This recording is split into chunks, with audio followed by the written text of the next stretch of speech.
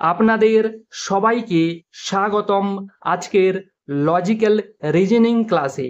আজকে আমরা একটি ভিন্ন ধরনের সংখ্যার ধাঁধা সমাধান করব। তো চলুন শুরু করা যাক। আমরা এখানে দেখতে পাচ্ছি তিনটি বৃত্ত। এখানে প্রতিটি বৃত্ততে তিনটি করে সংখ্যা আছে, কিন্তু শেষের বৃত্তটিতে একটি সংখ্যা নেই। আমাদের এই সংখ্যাটিকে খুঁজে বার করতে হবে। আমরা এখানে দেখতে পাচ্ছি একটি নিয়ম ফলো করছে। নিয়মটি হচ্ছে বৃত্তের ওপরের দুটি সংখ্যার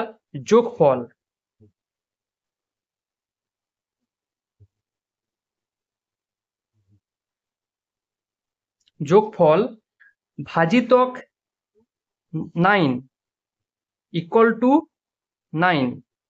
তো প্রথম দুটি সংখ্যার যোগফল ভাজিতক 9 সমান তৃতীয় সংখ্যাটি বার হচ্ছে। সেইভাবে আমরা দেখে নেব দ্বিতীয় বৃত্তটিতে। দ্বিতীয় বৃত্তটিতে প্রথম দুটি সংখ্যার যোগফল 19 plus 26 equal to 45।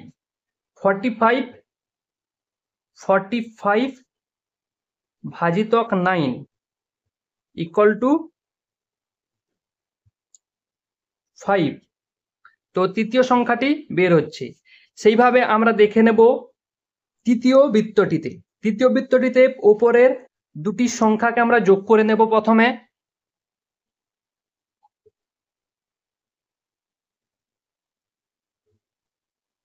11 plus 43 equal to 54। 54 ভাজিতক 9 ইকুয়াল টু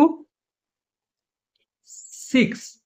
তো এখানে তৃতীয় বৃত্তের প্রশ্নচিহ্ন স্থানে 6 হবে। তো এখানে অপশন বিটি ঠিক হবে।